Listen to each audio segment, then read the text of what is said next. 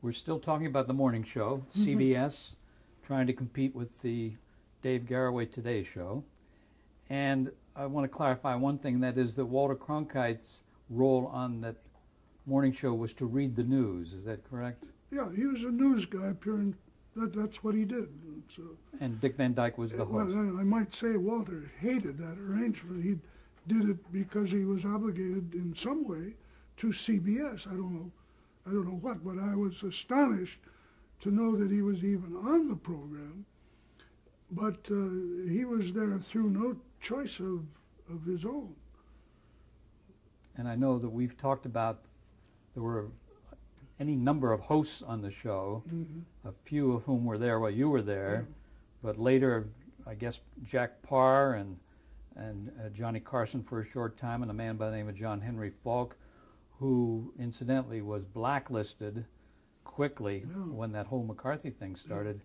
Did you have any contact at all, or were you exposed to the blacklist problems? No, I was really lucky because I could have been fair game for that. I never once was ever questioned by anybody that I, directly or indirectly, about my political views, or had they questioned me, I would have had to confess a liberal point of view that wasn't very popular in those days. The reason, this shows you what a crazy world this is, apart from television. But when I first went to Chicago, from Fond du Lac, Wisconsin, I was a liberal Democrat or a socialist. Back in those days, there was nothing wrong with socialism. This is before the war. And the people I admired, Nelson Algren, and all those, John Dos Passos, and all those guys, were all left of center. How far left, nobody knew. And at that time, nobody cared. But I fell in love with a girl, and it was the first time I ever had a girl all on my own. A girl with an apartment and didn't have her folks around, and my folks weren't around, and it was glorious. Now, I was living with two other guys in an attic on Huron Street because we didn't have any money. And Tony and Jasper, the two guys, said, "Charlie, you got to come with us. We're going to these communist parties, and it's crazy. All the wine you can drink, and these girls, I mean, they're all, wow-wee, boy, they're thinking it's the way it ought to be, and you ought to come along." "No, fellas, I got a girl, and I'm perfectly happy." So I never went to those communist meetings. The guys that did go, their names came up on lists that got them in big trouble. And they were probably no more guilty than I would have been had I gone. But for that reason, and that reason alone, bless her heart, for many things, that I never once got tarred by the brush. It was a terrible time. But a lot of my friends never recovered from it. Before we leave the morning show, and we are going to, I just wanted to ask you about the time that Salvador Dali was a guest on the show. Oh, I think probably, I'm not sure about this either, but I think probably Barbara Walters dug it up and made the contact, as a good guest getter does. We met with him at the St. Regis Hotel. And he was really an imposing guy with that crazy mustache and those piercing eyes. We told him we'd like to have him on his program, and "Mr. Dali," I said, "anything you want, we want you to be happy because you are such a remarkable," and I do all that shtick. And he sits there, and then he said, "I would like to have a mounted rhinoceros head." I said, "You mean a rhinoceros?" "See?" And I said, "Well, yeah, we'll get you a rhinoceros head." And he said, "And I would like a painting of the The Lace Maker by Demure. Is that the man's name? Mhm. Yeah. By Demure. And I said, you mean just the painting? He said, yes, I'd like a duplication of that. And I said, well, we can get that. And he said, and I would like the film of the explosion of the atomic bomb. And I said, really? And he said, yes, that's it. He kept saying Salvador Dali would like the atomic bomb. Salvador Dali would like the rhinoceros head. And so I said, yeah, we'll get you that stuff. Can you be there at 6 in the morning so that we can see what you want to do with it? Salvador Dali will be there at 6 o'clock. And his wife was with him, and she nods. So he shows up. Oh, and he said, I also, with this heavy accent, a door with many, many spikes go through the door, nails go through the door. And I said, and I took a piece of paper and drew it. And he said, yes, that's it. Now you want those 4 things, right? So he shows up and he told us to put the door standing up here. And he said, no, I want to, and did I mention cauliflowers? No. I want a bushel basket of cauliflowers, we learned through translation. So we got it all together. And what he did, he put the cauliflowers on the door so they'd be held there by the spikes. And then we worked out a cue to roll the atomic film when he was ready.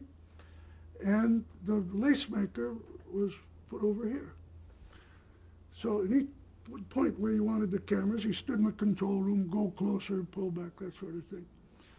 Well, when you take and get a close-up of a cauliflower, you'll see all these little buds that a cauliflower head is made up of. Those little buds will match exactly the curve of the arm of the lace maker. The woman, she's like this. The cauliflower curve is exactly the same as that. And then, if you take the atomic explosion and super it over the cauliflower, it looks exactly like you can't tell when one stops and the other goes. It's the damnedest thing I ever saw. And he'd stand in there, Dolly would like the cauliflower, and we'd get him a picture of the cauliflower. It was beautiful. I couldn't believe it. That he had visualized all this. How could a man, when he's sitting on the john, Mm-hmm. think that those things would match up? And they did perfectly. Incredible. Very eccentric person. Very cheap act, too. We didn't pay him a nickel. They didn't have to pay him. Now, when did you leave the show? You said it like after 13 weeks, the morning show. Yeah. And were you glad to be leaving it? Oh, never so glad in my life. That was really brutal. Next, you went to the Arthur Godfrey show in 1961. You became a producer there. How did that come about? Well, Arthur was going through a period where no one pleased him. He had the Julius La Rosa problem, and he had fired 3 or 4 guys that came in. I think it was that they were recommended by the William Morris office, and they came in and they were a little show business, a little stronger than Arthur liked people to be. Mm-hmm. And I think Lou Cowan, again, put my name up to somebody. Harry Armley was a good friend of mine. He was there, and I think he said, yeah, let's try that. So I went in on a trial basis of some kind, and I scored right away. We got along fine. Do you remember that first meeting with Godfrey? What you thought of him? Well, I tell you, Arthur could charm acorns out of trees when he wanted to, and if he wanted to make you like him, you ended up liking him. Arthur was a strange and wonderful kind of guy. He wasn't much different than his television persona, but he learned how to use himself as his act. he was really a master at entertaining at guessing what the American public liked. And he was doing 3 shows at that time. Yeah, Talent Scouts, the daytime radio show was when CBS first went to him and said, we want to televise your show. He said, okay, but I don't want you to touch the show. No sets, no lights, no nothing. If you want to point cameras while I do the show, okay. Well, he was one of the biggest, hottest radio properties they had, so they said yes. What have they got to lose? They'll try 'em. Well, it was a huge success. Highest rated daytime television show ever. Then Talent Scouts was, again, Arthur's kind of thing. Third rate, not yet professional. Yes. He loved that level as against the slick Tony Bennett, Frank Sinatra kind of talent guy. Did you work on all of his shows, or just the Arthur Godfrey show itself? No, the daytime shows and the hour Wednesday night show, Arthur Godfrey and his friend. I did those. Well, that sounds to me like a big amount of work to do. How did you manage your time? You do what you have to do. How did Godfrey do it all? I mean, was it all he coasted, improvised? He coasted through those things. He'd show up for a rehearsal if he felt like it, and when he came in, and he said, well, fix it so I don't have to rehearse. And you did it. Did you give him any kind of an outline, as you did like with Studs Terkel we'll and other people? We'll do a rundown, and then when he had a set piece, like a Christmas farewell or something like that, the trick there, and a guy who had worked for Arthur before, Freddie Hendrickson, told me to do this, and I did it. I'd write what I thought was a cute piece of Christmas material or something like that. And the trick was not to hand Arthur the paper, but to crumble the paper up and wrinkle it and smudge it and say, Arthur, this is something. Look at it, see if there's an idea there. Then he would accept it and read it carefully. If it were anything that looked like a script, he'd shy away from it. Because you're not going to tell Arthur how to say Merry Christmas to a bunch of people, but you could get ideas going with him. And then he was appreciative of it. How did this job compare to other shows that you had produced or other shows that you had written? I mean, Godfrey, totally strong talent, as opposed to Dave Garroway being very low-key. Well, you soon learned where you could help and where you couldn't help. That's, those things you say, producer of the show, what you're doing is servicing the problem. You look at it, Arthur needs a show on Wednesday, let's think of something. It isn't, Arthur, I want you to do this. You can do that with some performers. You don't give me any back talk, you stand there. That would be sure failure to get him to stand there. Did anyone ever do that you saw? Not that I saw. How did he treat the staff and the crew?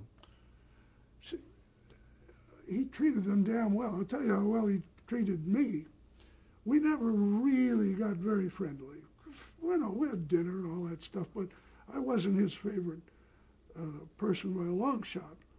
But I was doing the job he wanted done. I wasn't giving him any trouble, and I came up with some stuff that helped. On Christmas Day, the second year I was there, first year I was there, 1961. Arthur called me in the morning. He said, listen, you dumb bastard, there's your present's out in front of your house. Take a look at it. Merry Christmas. And he slammed it. And I looked out the window, and there was a Triumph convertible. Now, you can't hate a guy like that. And he was pretty generous all the way around. But if Arthur wanted to go to Florida, you didn't sit down and discuss the problems of going to Florida. Many times I got a call on Friday, and he said, I forgot to tell you, I want to do the shows from Florida, from Miami, Monday. And the answer is, okay, Arthur, we'll work it out. So then you scramble to find, where are the musicians? How are you going to get them to know? Can they get there? Where does the equipment come from? that's a weekend of hard work to put all that together. But on the other hand, you get paid pretty good, and you also get a Triumph convertible once in a while. Did he treat the other people as well on the show? Well, probably not that extravagant, Yeah. but I remember I brought a director in, Mike Zemer, and Arthur gave him a full set of 16 millimeter film camera. I've forgotten what the brand was, but top of the line. I'd rather have it than a car. A Bolex or a? Yes, a Yeah. Bolex. That was what it was. And that was a high-end piece of equipment. No, he was all right, but Arthur was making so much money. Did the stress of doing all those 3 shows show on him at all? I mean, the Talent Scouts, Arthur Godfrey and his friends? No, in the radio show? No. He just coasted through, sailed through it. At one time,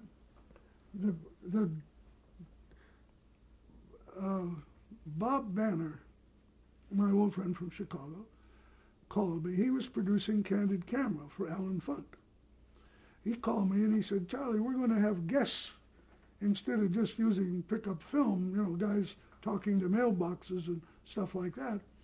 He said, "We're going to have guests, hosts, with Alan.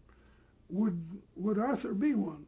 And I said, "Well, Bob, if I just go and ask him if he'll co-host a program with Alan Funt, he's going to say no. But if you bring Alan Funt over to be a guest on the morning show, Arthur will get to know Alan and have Alan tell some of his funny adventures with Candid." And Bob says, "I'll get back to you." He says, "Yeah, Alan will be only too glad to do it," because their show was just starting and they needed all the help they could get. And Arthur was a big man in television at that time. Like number 1. Number 1. Yep. And so then I went to Arthur and I said, "Arthur, this guy Alan Funt's got some funny stories to tell, and a guest fell out last week. I don't have anybody. And I know the producer of the show, he can bring Alan over. And I just got a hunch." He said, "What happened to the other guest?" Well, his mother died, or I don't know, I made some excuse. And he said, "Well, if you can't get anybody else, okay, bring him in. I never liked the guy, but okay." So Funt came in, and there was never any rehearsal. You kept him in the control room and pushed him out when it was time to go. And Arthur was in a good mood, and Funt told all those wonderful stories. And he's got some funny stuff, and he delivers well. And Arthur was dying laughing. Not his phony, polite laugh, his real from-the-gut laugh. So when he left, at the end of the program, Arthur thanked him and all that stuff, and I passed Arthur in the hall, and he said, "That guy is pretty good. Bring him back in a couple of weeks." So I said, "Okay, Arthur, I think I can arrange that." So now, Funt's guy calls the guy at CBS, and they said, this was after Arthur had the lung operation, so he hadn't had a lot of extra exposure. He called Jim, whatever his name was, Somebody at the vice president, Mhm. and he said, Aubrey? no, Another at Jim. CBS. He said, would Arthur be the co-host on that? "Oh, yeah, that Alan's funny. Sure, I'll do it, but it has to be on my way to the Teterboro when we tape it, and I can't get there till so-and-so, and I got to leave at so-and-so, but I'll co-host." They were making another pilot of it, I think. So I called Bob and said, Alan, will he be all right with Arthur? So it was agreed. Arthur went on, and he had a good time. There was some funny stuff on the show, and they were paying him a lot of money. And they signed a deal where Arthur would co-host the show On a regular basis? on a regular basis. Mm-hmm. So he did 3 shows, and he added a great deal to that program. He'd question Funt, and he warmed Funt up, and he was really doing good on the thing. And I used to ride over to the studio with him in his Bentley, and Arthur we'd talk about what was going to happen on the show, stuff like that. I'd fill him in. So we're driving over in a Bentley. We get halfway there, and Arthur says, "You know, Charlie, do we really need this front guy on the show?" And I said, "Arthur, it's his show. You're the guest." "Well, I'd like to get rid of him. My whole life passed before my eyes." So How do you answer a question like that? he settled down and understood the situation, but he quit after, I think, 13 weeks. He didn't want any more of it. Well, Godfrey was so popular at that time. What do you think it was about him that appealed so much to the public? He was what he was, and what he was attractive to the... Was that real, though? Was he real? Absolutely real. Absolutely. So that was his appeal. I think so.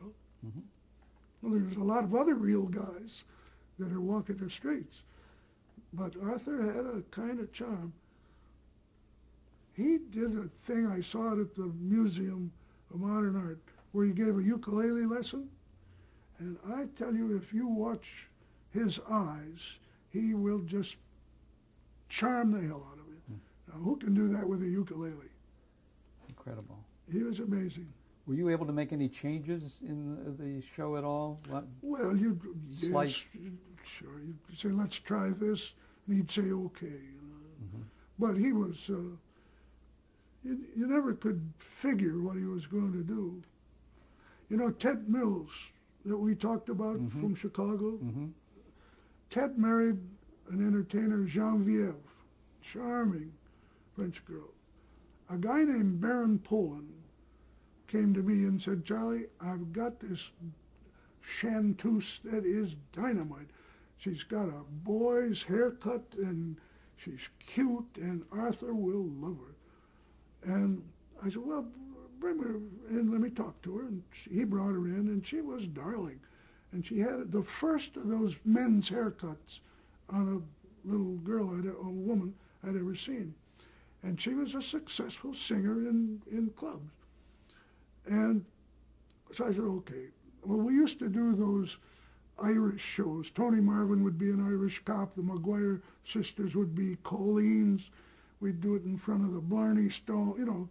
And then we'd do Italian, Mama Leone's restaurant, that sort of thing. So I had planned to do a French show, and Genevieve would be perfect for it.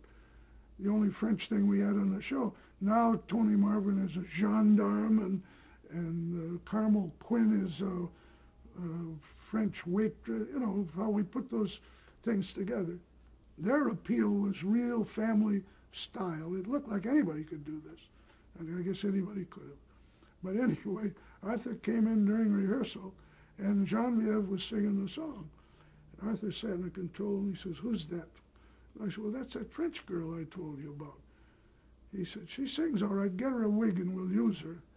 And I said, "Arthur, that's her trademark. That's it." He says, "Charlie, get her a wig and we'll use her." We got her a wig and we used her. She cried all afternoon, but it worked all right. She got some exposure. But that was the kind of thing you had to... He had the final say. Absolutely. No question. On the Talent Scouts, were you involved at all in auditioning the contestants? No. Who did that? Frank Musiello. What did you have anything to do with that show, with the Talent Scouts? No. Okay. Because there were quite a few people I know that were discovered in television on that particular show. Well, it's interesting, though, and here again, early television could work this way. Today you couldn't do it, I don't suppose. But Arthur had 1 hour a day on television. Every day of the week there was Arthur and whoever he wanted to be there. And it would be Julius LaRosa, Carmel Quinn, Holly Loki, whoever he found that he liked. Now, most of those people, not all, but most of them, came off Talent Scouts. A prize on the Talent Scout show, along with some cash, was a week on Arthur Godfrey's daytime show. So the person that wins the talent scouts. The following Monday, there they are, sitting along with Arthur, ready to sing their song, do whatever they did to win talent scouts. That's how he kept fresh faces on the show. They'd be there a week, but if he liked them, he'd say, well, come on next week again. And some people, like Pat Boone, just kept on them forever. And Carmel Quinn, she was always there, all from talent scouts. And if you scored well on talent scouts, you were on Arthur Godfrey and his friends that Wednesday night, maybe singing the same song. So just one program fed the other, and he kept a big stable of people that were proven attractive. Did you work with people like Jeanette Davis or Frank Parker? Yes, sure. Tell me about some of them. Well, I don't know that much about them, really. Mm-hmm. The McGuire sisters? McGuire sisters. I know he was very fond of them. Very fond of them. Yeah. I don't know how fond. Too fond? No, I don't think so. I think that's one of those crazy rumors. It could well be that they were dear friends, Mm-hmm. but I would be the last one to say that I knew so. Carmel? But they were remarkable. Those girls were really good. They would have been big any place. Mm-hmm. Carmel Quinn, you mentioned her. Oh, she's great. Talented lady. She's a wonderful entertainer. Limited because of the, you can't, how many successful Irish singers are there really? And she was pure Irish. And I don't think there was any fooling around anyway, because I knew her husband quite well, and he owned 3 dance halls in Dublin. You don't fool around with a guy that can keep control of dance halls in Dublin. What did Pat Boone do on the show? Pat Boone was a nice, clean boy. And he sang a song? Sang nice songs. Mm-hmm. Good guy. The Toppers, you remember them? Yeah. Well, there was, those groups, they came and they went. And the Frank Westbrook dancers, I guess they Well, did the they same didn't. thing. Yeah. Minor on the show. They didn't do a lot. You hired Mike to direct, Mike Zimmer. Zimmer, yeah. Yeah, to direct. And were there any other directors on the show at all? Or was he the... Well, Bobby Blighter directed the daytime show. Uh-huh. And talent scouts, there were a number of directors involved. I don't remember who they were, because I really wasn't around that. I was in the planning meetings, but that's all. Mm-hmm. Then my notes say that in 1958, the show was shortened to a half hour, but that you weren't on show at that time because you came in 1961. So... no, it was... I mean, the history of the show shows that it was switched to Tuesday nights and went to a half hour, but I think that was before your time. Do you recall that at all? I think it was still an hour when I left. Okay. I left to go with Steve Allen. I went to the coast with Steve. Oh, yeah. No, wait a minute. By that time, Godfrey and his friends was no longer on the air. Talent Scouts had been canceled, I believe. Oh, I see. But you were still there with him? Along about the time Talent Scout was canceled, I was ready to make a move, and I had talked to Steve, and I went to Arthur, and I said, Arthur, it looks like the only thing for me here are planning specials, and so I'd like to move. He said, yeah, I understand that. I'm not going to do so much work, and we parted good friends. Good. We'll pick up in just a moment.